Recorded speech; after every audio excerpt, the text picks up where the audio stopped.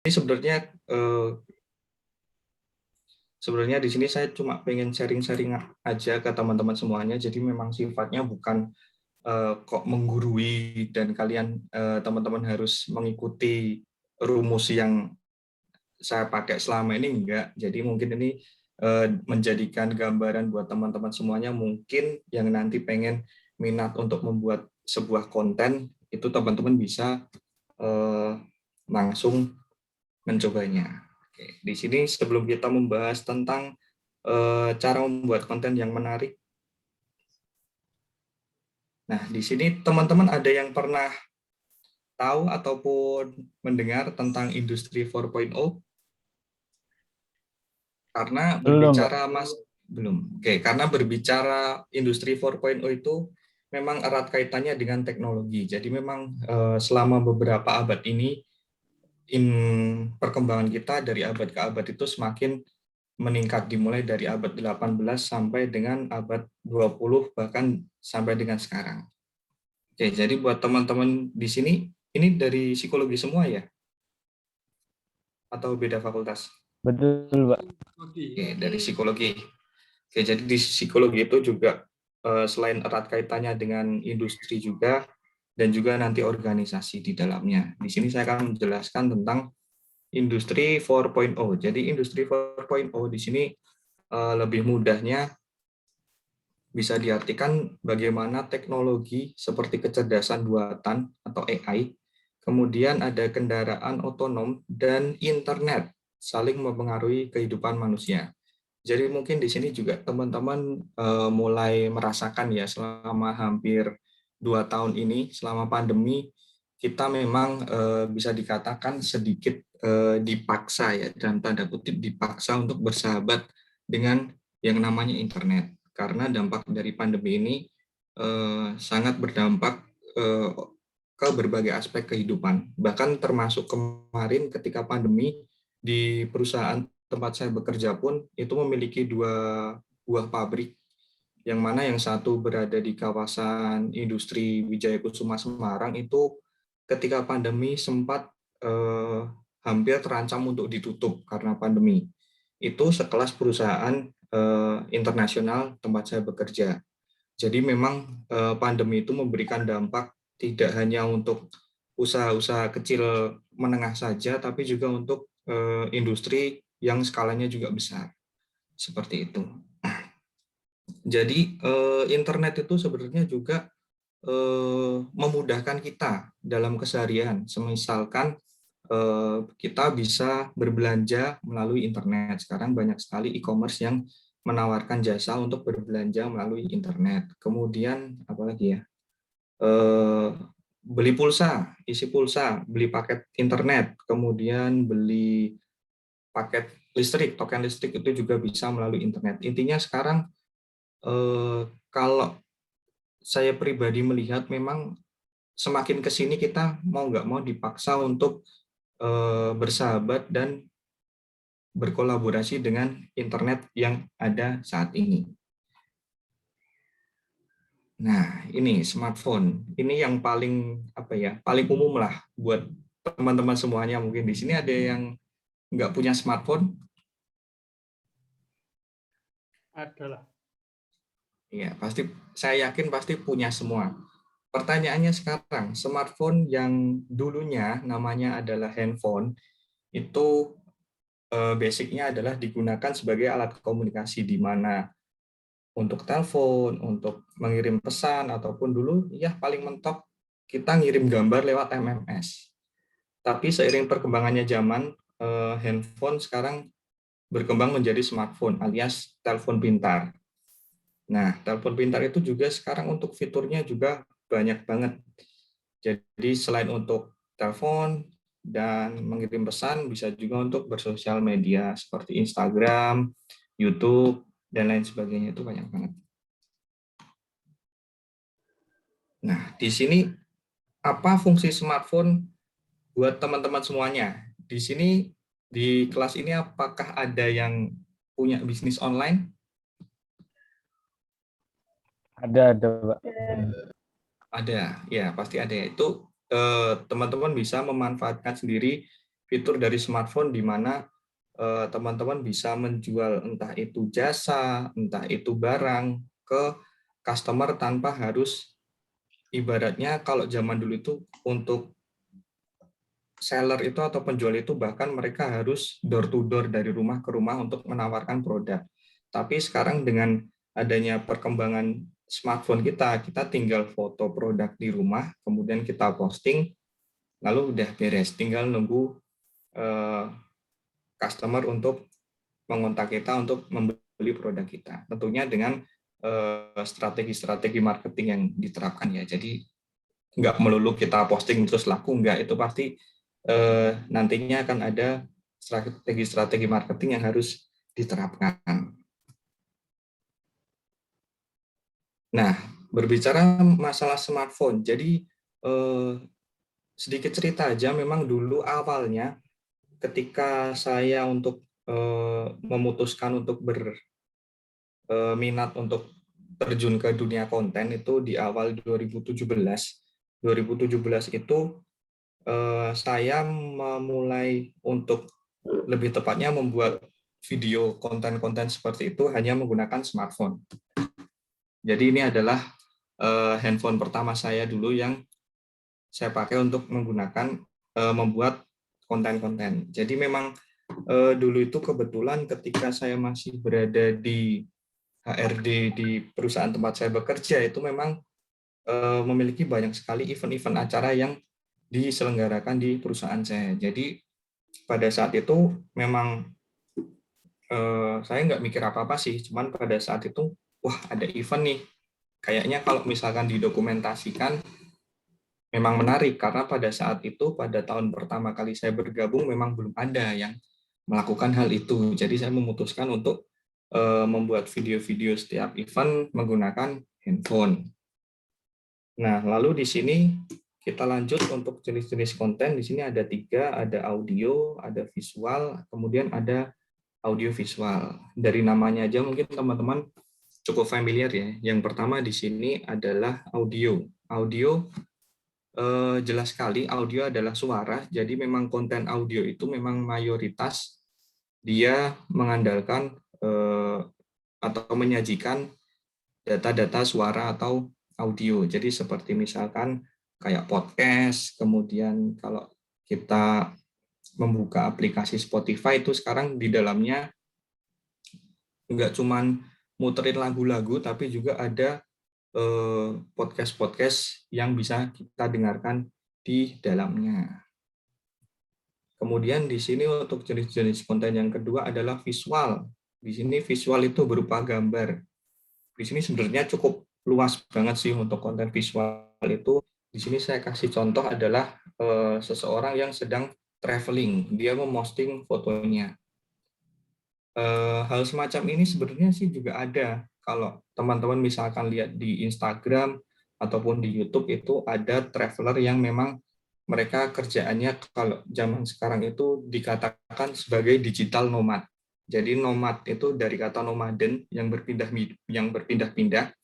Jadi memang mereka pekerjaan mereka ya setiap hari entah itu jalan-jalan ke dalam negeri atau keluar negeri, lalu mendokumentasikan perjalanan mereka, lalu juga mereka akan ada kerjasama dengan agensi-agensi perjalanan, mereka akan pasti akan menyempatkan untuk memposting traveling mereka, di mana ketika mereka memposting gambar mereka ini pun mereka sudah mendapatkan royalti sesuai dengan perjanjian kerjasama mereka. Dan yang kedua di sini ada foto makanan. Di sini saya ibaratkan sebagai foto produk ataupun misalkan seperti foto interior atau foto lainnya. Ini juga teman-teman bisa lakukan. Ini juga untuk jasa foto produk itu juga ada sendiri. Dan mungkin sedikit info aja buat teman-teman semuanya, selain sebagai karyawan swasta, saya juga merupakan freelancer video, jadi ya berbagai macam video sih. Memang mulainya awalnya sih dari video wedding, pre-wedding itu memang saya juga terkadang dapat proyek semacam itu. Jadi ya juga kadang foto produk, kadang video, semuanya intinya pernah saya coba. Dan di sini saya bercerita berdasarkan pengalaman pribadi saya. Jadi teman-teman mungkin yang belum punya gambaran atau mungkin belum punya ide kira-kira mau buat konten seperti apa, mungkin bisa sedikit mencontoh. Nah, yang berikutnya di sini adalah konten audiovisual. Jelas, di sini ada elemen audio dan juga ada elemen visual. Di sini teman-teman juga pasti sudah sering melihat video vlog seperti ini, dia jalan-jalan, entah itu artis ataupun siapa, itu banyak sekali yang membuat video di YouTube seperti ini, vlog. Ini pun juga mereka kenapa membuat video seperti itu, mungkin karena memang hobi mereka, ataupun memang mereka ada kontrak kerjasama dengan agensi perjalanan yang dimana mengharuskan mereka untuk membuat dokumentasi vlog mereka. Kemudian di sini juga ada video tutorial, video unboxing, ataupun video konsultasi seperti yang mungkin sekarang lagi banyak-banyaknya di YouTube, juga ada konsultasi finansial, itu sangat banyak sekali. Nah, kemudian ini di sini kita akan menginjak ke topik utamanya, yaitu cara membuat konten menarik. Sebenarnya di sini untuk konten yang menarik itu sifatnya adalah universal. Menarik itu menurut saya bisa berbeda, mungkin menurut teman-teman semuanya juga berbeda. Jadi di sini ada sedikit mungkin sharing aja yang bisa teman-teman lakukan untuk membuat konten yang menarik.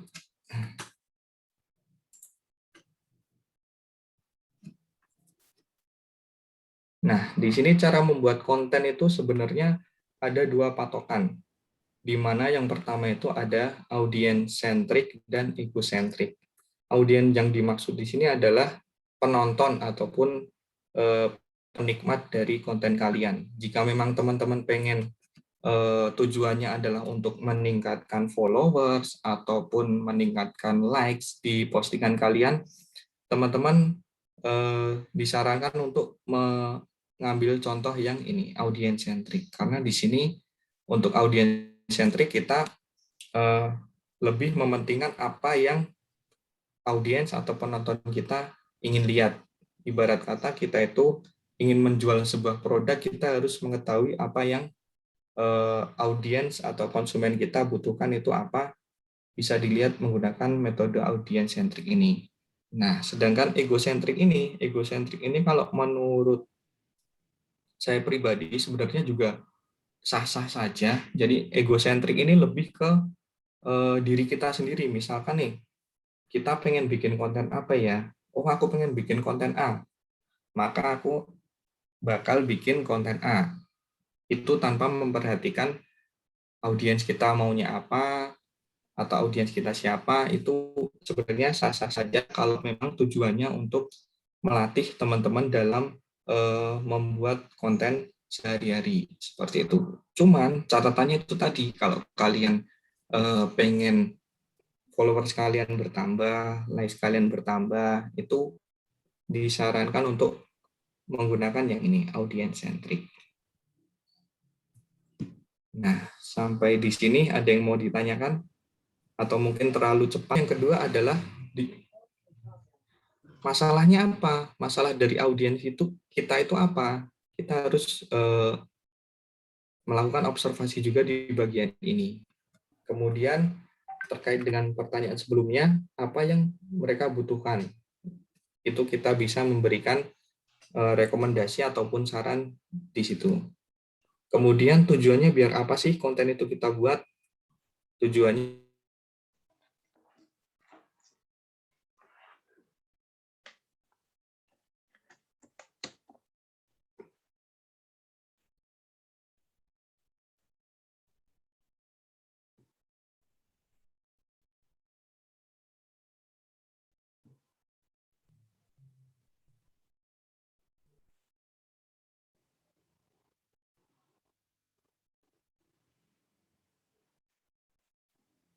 ada berapa persen yang perempuan, itu kita bisa lihat di situ.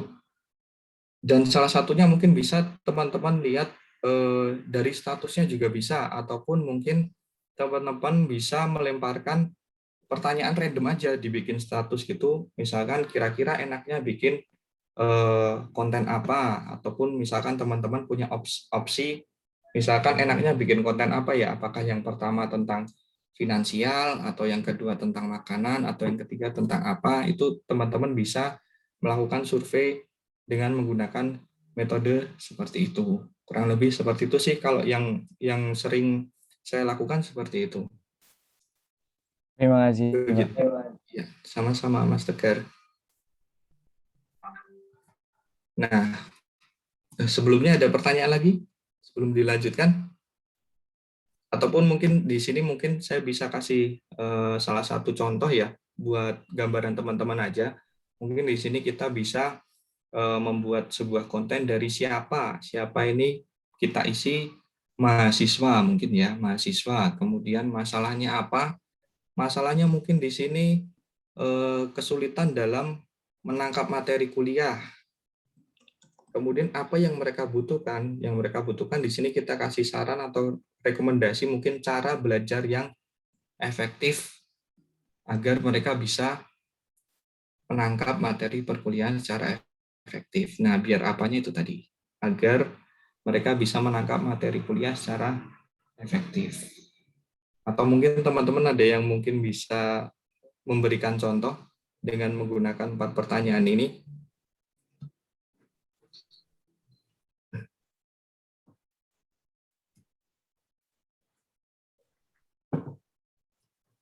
Tidak ada? Bisa dilanjut? Oke, setelah kita berbicara bagaimana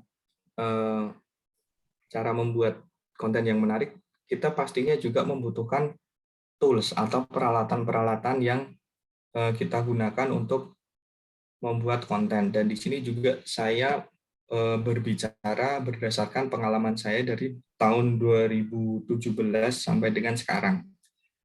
Jadi memang di sini untuk yang pertama itu untuk konten audio. Konten audio itu seperti yang saya jelaskan tadi, contohnya adalah podcast. Podcast itu memang ya kita hanya mendengarkan suara tanpa ada gambar, tapi sebenarnya yang kita dengarkan di situ adalah bagaimana cara konten kreatornya dalam menyajikan konten mereka, bagaimana cara konten kreator menggunakan teknik storytelling mereka yang menarik kita untuk mendengarkan konten mereka, itu juga sangat penting.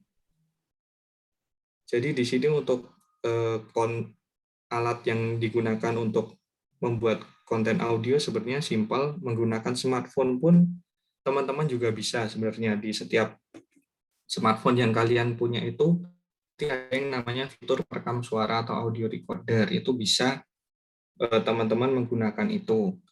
Kemudian kalau memang teman-teman sudah mulai serius atau menekuni untuk membuat konten berupa audio, teman-teman bisa membeli yang namanya audio recorder. Itu di marketplace juga banyak sekali pilihannya, banyak harganya.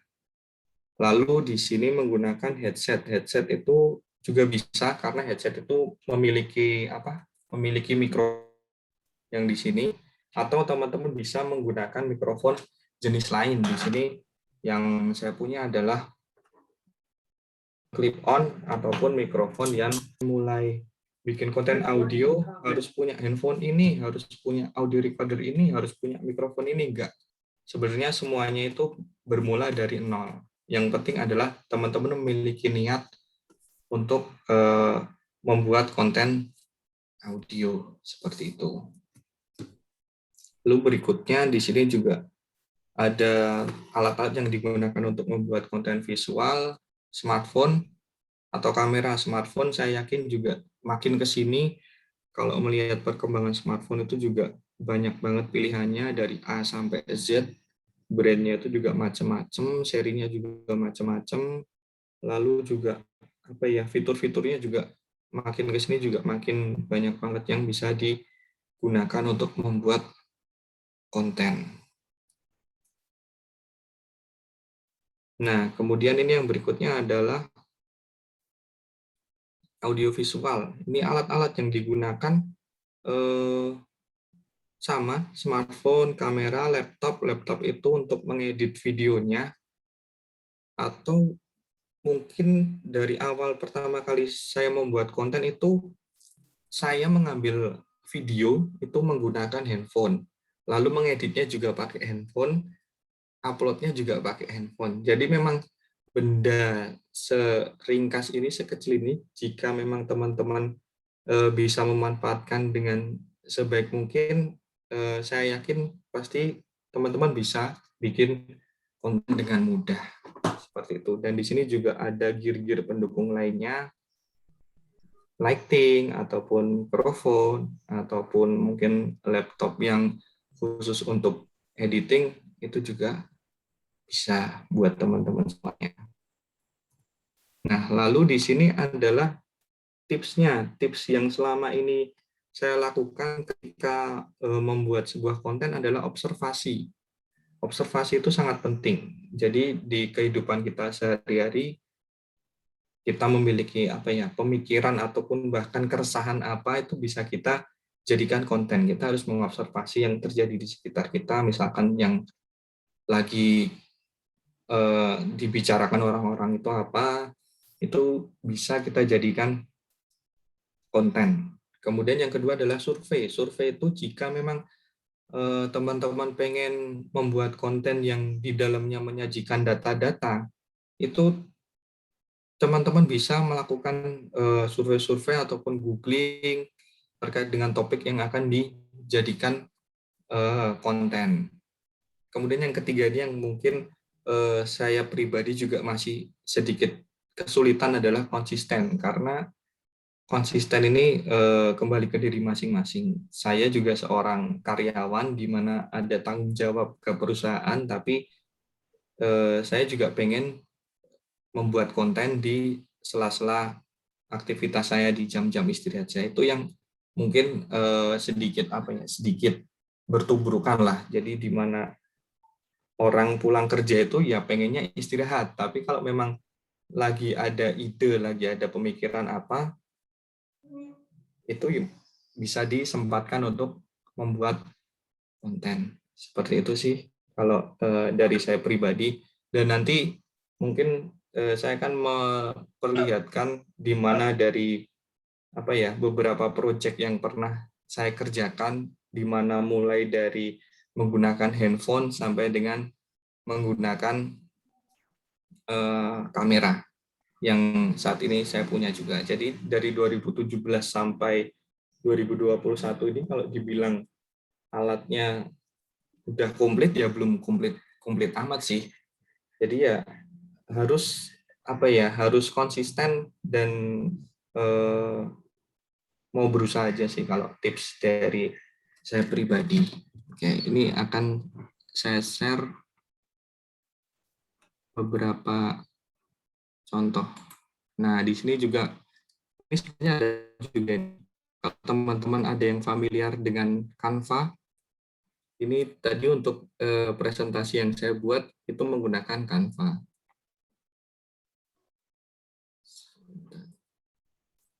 Nah, ini salah satu konten visual itu juga seperti ini. Jadi di sini yang namanya di Instagram itu ada yang namanya Instagram carousel. Jadi kita memiliki kesempatan untuk membuat konten lebih dari satu slide seperti ini. Di sini saya pernah membuat konten, cara membuat konten menggunakan smartphone. Nah, di sini mungkin ya ada teman-teman yang percaya, ada yang enggak sih, tapi karena ini pengalaman pribadi, jadi mungkin bisa saya ceritakan ke teman-teman semuanya bagaimana cara membuat konten menggunakan smartphone. Dan smartphone pun juga banyak, ada yang Android, ada yang iOS. Itu tergantung preferensi masing-masing. Nah, jadi bukan masalah smartphone apa yang kalian punya, yang penting di sini adalah adanya konsep dan kreativitas dari teman-teman semuanya. Dan saya yakin teman-teman di sini mungkin kreativitasnya ada yang lebih pintar ataupun lebih baik dari saya yakin pasti ada. Dan ini adalah contoh video yang saya buat menggunakan smartphone dan saya edit menggunakan smartphone.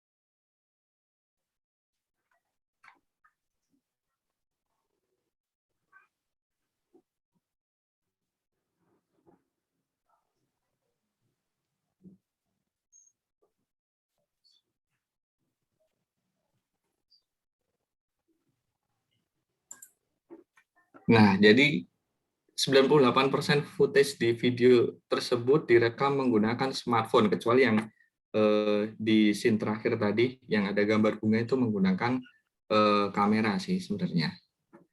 Kemudian, nah di sini yang kedua ini masih terkait dengan konten yang visual, ini adalah dampak positif dari COVID-19. Jadi ide ini muncul ketika kemarin saya sempat isolasi mandiri juga di rumah. Jadi ketika memang isolasi mandiri di rumah itu, kalau saya sendiri yang ngerasakan dari minggu pertama masih biasa-biasa aja sih. Ketika menginjak minggu kedua itu bosan, udah makin menyerang. Jadi bingung mau ngapain di rumah, mau keluar juga nggak bisa. Jadi ya muncul ide buat bikin konten seperti ini. Kemudian di sini ini adalah project komersil pertama saya dulu waktu pertama kali datang ke Semarang. Dulu ada teman yang punya bisnis batik, itu minta dibuatkan video. Padahal pada saat itu saya cuma punya handphone. Lalu teman saya bilang, ya nggak apa-apa mas, dibuatin aja. Dan ya jadinya kayak gini lah. Teman-teman bisa menilai sendiri.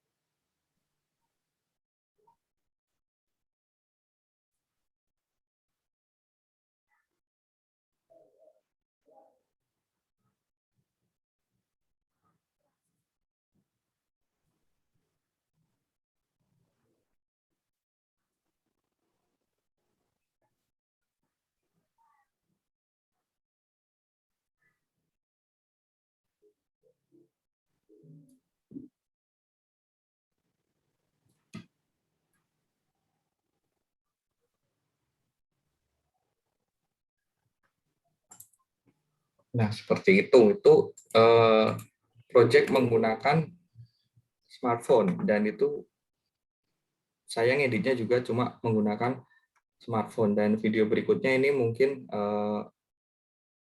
sedikit naik tingkat karena memang sudah menggunakan kamera dan juga ngeditnya sudah di laptop juga. Jadi mungkin kalau teman-teman, sebenarnya gini, kalau untuk konten video ya, karena memang kebetulan saya juga memang interestnya juga di bidang video, sebenarnya apapun itu bisa kita jadikan sebuah project. Dan di video berikutnya ini saya mungkin sedikit memberikan gambaran bagaimana sebuah video produk dari sebuah kendaraan ataupun motor atau mobil bisa dibuat hanya di rumah saja dan menggunakan peralatan yang kita punya.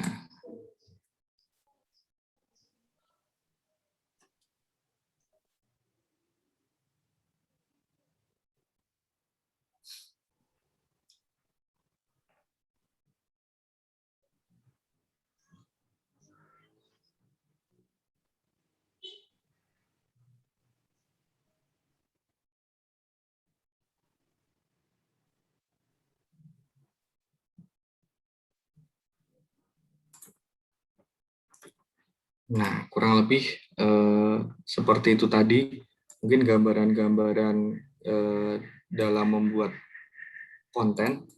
Jadi teman-teman bisa memutuskan sendiri kira-kira enaknya mau bikin konten apa, entah itu audio, entah itu visual, ataupun audio visual, silahkan teman-teman bisa kembangkan sendiri sesuai dengan tadi mungkin bisa mengikuti metode yang ini, yang audience centric, ataupun teman-teman yang mungkin baru pengen mulai bisa langsung membuat konten. Kira-kira apa ya yang menarik untuk dibikin konten? Silakan teman-teman bisa latihan untuk membuat konten tersebut. Seperti itu tadi, kemudian butuhnya observasi, survei, dan konsisten. Ini yang ketiga ini lumayan cukup berat untuk dilakukan. Oke, semoga bermanfaat. Dan kalau ada pertanyaan, mungkin teman-teman bisa mengajukan pertanyaan. Atau bisa di chat, di kolom chat. Dan di sini nggak perlu panggil Kak Iqbal ya, panggil aja Mas.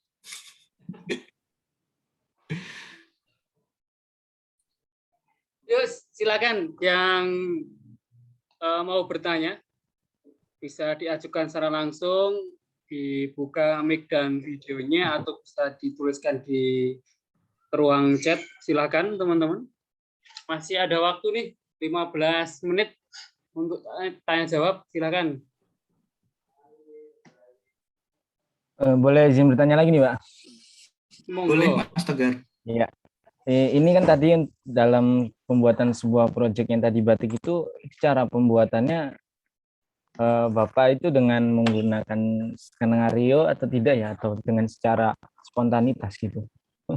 Kan biasanya kalau saya lihat-lihat itu kan di video tutorial itu ada sebuah skenario terlebih dahulu untuk membuat satu proyek itu kan, agar lebih tertata gitu katanya gitu. Iya, betul. Oke. Ada lagi pertanyaannya, Mas Tegar? Sudah, itu aja. Oh, Oke. Ya, terima kasih Mas Tegar. Saya pengen menjawab ini berdasarkan pengalaman saya ya. Jadi pada saat itu memang posisinya adalah sangat mepet dengan deadline-nya. Jadi memang pada saat itu tiba-tiba memang teman meminta bantuan buat dibikinkan video, akan tetapi juga hal-hal yang seperti ini memang sering terjadi. Sebenarnya kalau untuk membuat video itu memang benar. Ada yang namanya disebut storyboard ataupun shortlist. Ya, jadi storyboard itu berisikan catatan-catatan, itu juga bentuknya macam-macam sih. Ada yang dia dibentuk kotak-kotak, ada yang dibentuk tulisan gitu juga ada. Nah, memang kalau untuk video yang kita pengenkan untuk hasilnya yang maksimal, memang baiknya adalah membuat yang namanya storyboard itu dan shortlist. Kalau untuk shortlist itu dia lebih spesifik. Jadi misalkan di storyboard adegannya adalah mengambil gelas. Nah, kita membuat di shortlistnya adalah ambil gelas dari angle mana, ataupun ambil gelasnya di close up atau seperti apa, itu akan lebih baik lagi. Dan juga memang nggak bisa dipungkiri sih sebenarnya kalau untuk proyek-proyek yang sifatnya dadakan seperti ini memang ada nilai positifnya juga. Jadi memang kita untuk melatih kita agar bagaimana caranya untuk membuat keputusan yang cukup singkat di waktu yang singkat. Seperti itu. Jadi ya memang ada baiknya memang harus ada storyboard-nya. Tapi memang kalau misalkan keadaan seperti ini juga saya sendiri memang nggak bisa prediksi ya. Kadang juga sekali dua kali terjadi seperti ini. Jadi mau nggak mau ya kita harus tetap bikin aja. Kalau untuk saran sih pada saat itu yang saya lakukan adalah ambil sebanyak mungkin video untuk stok. Jadi yang mana nanti kita pakai, yang mana nggak kita pakai, kita bisa milihin. Tipsnya sih kayak gitu Mas Tegar, kalau yang saya lakukan selama ini. Terima kasih Mas Terima Tegar kasih, Pak. pertanyaannya. Sama-sama, Pak. Terima kasih.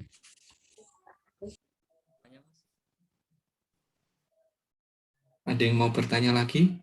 Sepertinya tadi Selain ada, Mas Pak. Tegar? Oh, Tadi ada. ada suaranya tapi kecil gitu. Oke, siapa ya? Coba bisa diulangi. Izin bertanya, Mas. Bisa didengar nggak, Mas? Kurang kenceng Yudo. Ya.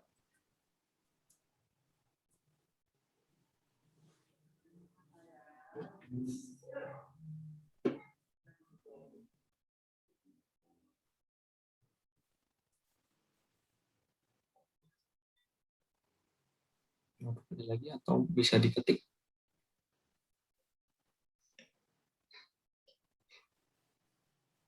Coba Dan Mas juga mungkin Yudo diketik aja Mas. Suaranya nggak keluar. Iya, Pak, sebentar. iya, pelan banget suaranya. Oke, sembari nunggu Mas Yudo ngetik, mungkin saya juga sedikit bercerita lagi. Karena untuk apa ya, tahun 2021 ini memang dunia digital itu memang cukup menjanjikan sih kalau berdasarkan pengalaman.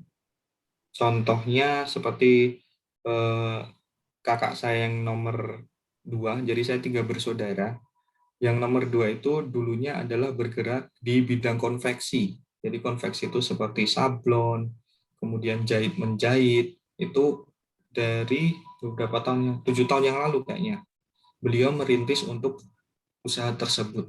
Namun karena dampak pandemi mau nggak mau memang harus memutar otak bagaimana caranya biar apa ya, ibaratnya sih biar ada pemasukan. Jadi untuk saat ini yang semulanya adalah konveksi, kakak saya yang kedua itu beralih sebagai ilustrator karena memang basic kakak saya itu adalah senang gambar.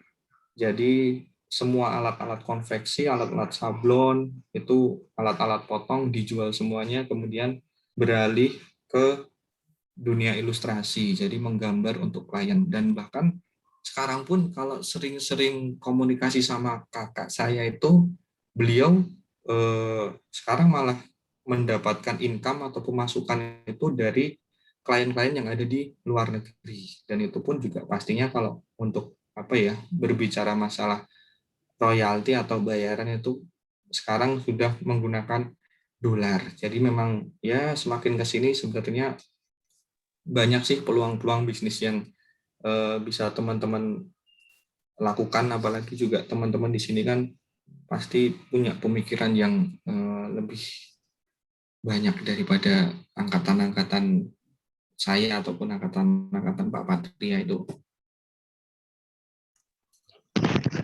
Cek. Oke. Jelas, Mas. Izin bertanya, Mas. Tadi kan Iya. Tadi kan Mas memberikan trik beberapa itu dari observasi dan survei. Nah, Oke. itu mengatasi dalam observasi kan kita biasanya menggunakan media sosial seperti Instagram, Facebook atau YouTube. Nah, Ya. itu mengatasi algoritma dari YouTube atau Instagram. Kalau kan kita kalau melihat sesuatu itu kan beberapa jam nanti terus itu diberikan kontennya seperti itu terus. Nah, itu untuk mengatasi itu gimana, Mas? Oke. Terima Mas kasih. Yuda. Oke, sama-sama. Jadi gini, kalau berbicara masalah algoritma itu ya Mas Yuda, kalau berdasarkan pengalaman saya itu algoritma antara satu aplikasi dengan aplikasi lainnya tuh beda banget. Jadi kalau misalkan kita berbicara masalah YouTube, YouTube itu algoritma yang sekarang sama algoritma yang dulu zaman 2016 waktu awal-awal YouTube rame itu sangat beda banget. Jadi kalau berdasarkan pengalaman dari orang-orang sekitar itu memang kalau algoritma YouTube itu dia memang requirement-nya agak sedikit berat sih. Jadi misalkan kayak minimal subscriber harus 1.000, kemudian maksimal jam tayang 4.000 jam, itu sangat berbeda dengan YouTube pada zaman dulu. Nah, kalau untuk Instagram itu sebenarnya apa ya? Kita bisa mengatasinya kalau saya pribadi itu ketika posting Di setiap caption itu saya berikan hashtag tanda pagar itu yang relate atau berkaitan sama dengan postingan kita. Jadi misalkan nih kita posting soal apa ya? Soal rumah, mungkin kita posting soal rumah itu di hashtagnya mungkin kita bisa kasih interior ataupun eksterior ataupun rumah murah ataupun rumah bagus, itu teman-teman sebenarnya bisa mengetahui seberapa besar viewers yang dilihat dari hashtag itu. Biasanya kan ketika kalian mengetik sebuah kata itu kan akan ada potensial view-nya ada berapa, ada 1.000 atau 100.000 atau 1 juta, itu pasti ada di sekitar situ.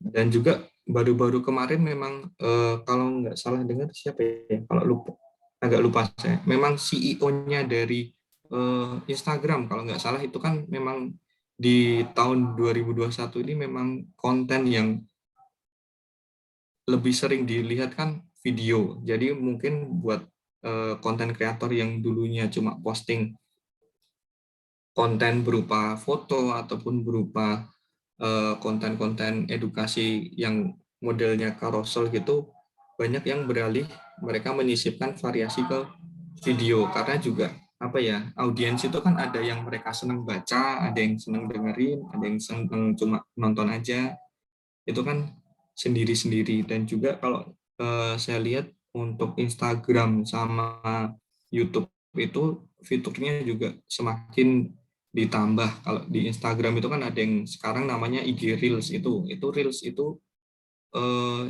dia untuk potensial viewersnya itu malah lebih banyak daripada ketika kita posting ke feed ataupun ya postingan biasa gitu.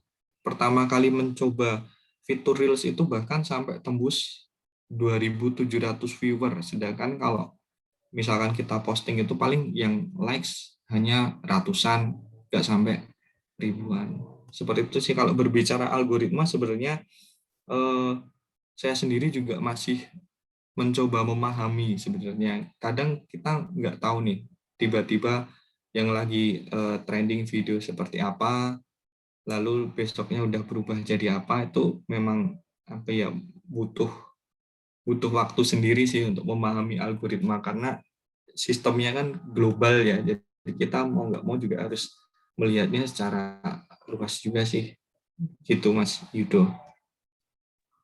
Terima kasih, Mas. Sama-sama. Yuk, satu lagi yang bertanya untuk kesempatan kali ini. Monggo.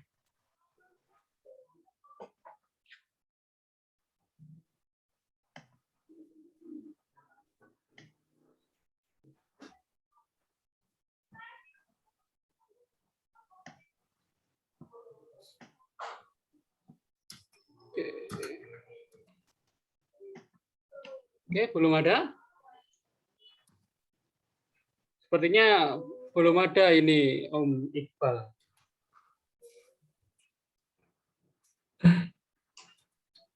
Oke, teman-teman. Mengenai tentang konten, gitu ya, konten digital ini nanti akan kita lanjutkan lagi di minggu depan, gitu ya. Jadi apabila teman-teman pada kesempatan kali ini masih ragu-ragu ingin bertanya atau masih malu-malu gitu ya, silakan boleh disimpan dulu. Berikan dulu, nanti pekan depan di pertemuan pekan depan itu bisa ditanyakan gitu ya.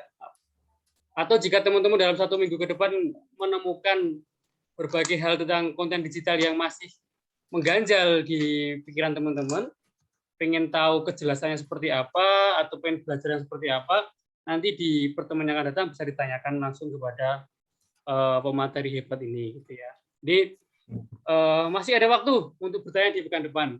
Dan juga apabila teman-teman pengen lebih tahu lagi tentang konten-konten yang pernah dibuat oleh Mas Iqbal ini, gitu ya, bisa di follow Instagramnya, gitu ya, @iqbalabdullatif. Itu teman-teman. Jadi Mas Iqbal juga mungkin pertemuan pada hari ini bisa kita cukupkan itu ya. Apabila tidak ada teman-teman yang bertanya lagi, nanti kita lanjutkan lagi untuk minggu depan di jam yang sama ya, insya Allah ya. Ya, insya Allah. Ya, di jam yang sama. Kemudian pekan depannya lagi baru teman-teman akan saya berikan penugasan berdasarkan materi yang sudah saya berikan kemarin di kelas dan juga materi dari Mas Iqbal ini, gitu teman-teman. Oke, mungkin izin potong Pak Patria. Yap. Jadi gini, mungkin buat teman-teman semuanya, mungkin setelah pertemuan kita pada sore hari ini, yang pengen coba bikin konten, mungkin bisa dicoba dibikin di Instagram, nanti coba di tag di Instagram saya, nanti 3 orang yang beruntung akan dapat kenang-kenangan dari saya. Asik. Itu. Nah, produknya Mas Iqbal ini banyak ini ya. Ada kopi, ada kaos juga, ada apa itu Mas yang terbaru kemarin? Ada banyak. Banyak ya, ada strap mask. Ada strap mask ya. Jadi silakan nih peluang untuk mendapatkan giveaway yang akan dikirim langsung oleh Mas Iqbal. Oke, teman-teman. Baik, teman-teman. Terima kasih atas waktunya teman-teman semuanya yang sudah mau menggeser waktu kuliahnya di akhir pekan ini, yang mungkin seharusnya teman-teman untuk waktu untuk keluarga, untuk dengan pasangannya dan sebagainya, tapi mau untuk belajar. Saya apresiasi teman-teman setinggi-tingginya tentunya, dan dari teman-teman yang gabung pada hari ini ada 1-2 aja yang tidak gabung, mungkin sedang berhalangan. Tidak masalah. Dan juga untuk Mas Iqbal, terima kasih banyak atas waktunya yang sudah sama-sama. Terima waktu. Terima kasih Pak Patria. Ya. Di weekend yang biasanya Mas Iqbal ini harus berpetualang mencari konten, tapi sekarang duduk di depan laptop saja. Gitu. Nah, oke, Mas Iqbal dicari juga ini. Loh. Itu siapa? Om Iqbal. Oke. Terima kasih semuanya. Kita akhiri pertemuan kita pada sore hari ini dengan bacaan kafaratul majlis bersama-sama. Bismillahirrahmanirrahim. Subhanakallahumma wa bihamdika. Asyhadu alla ilaha illa anta astaghfiruka wa atubu ilaik. Sekian, saya tutup dan saya end Zoom meetingnya. Assalamualaikum warahmatullahi wabarakatuh. Waalaikumsalam warahmatullahi wabarakatuh. Terima kasih Pak. Terima kasih Mas Iqbal, terima kasih Pak Patria. Terima kasih semuanya.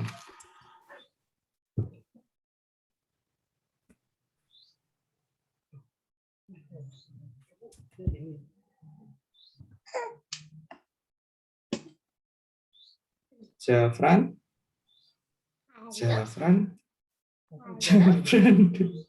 kamu diam-diam ikut kuliah ya kamu ya? Iya dong, biar pinter, biar bisa bikin konten gitu.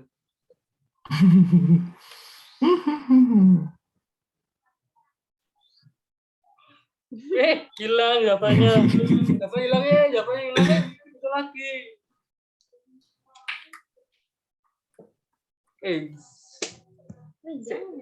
Bentar, Val. Bentar.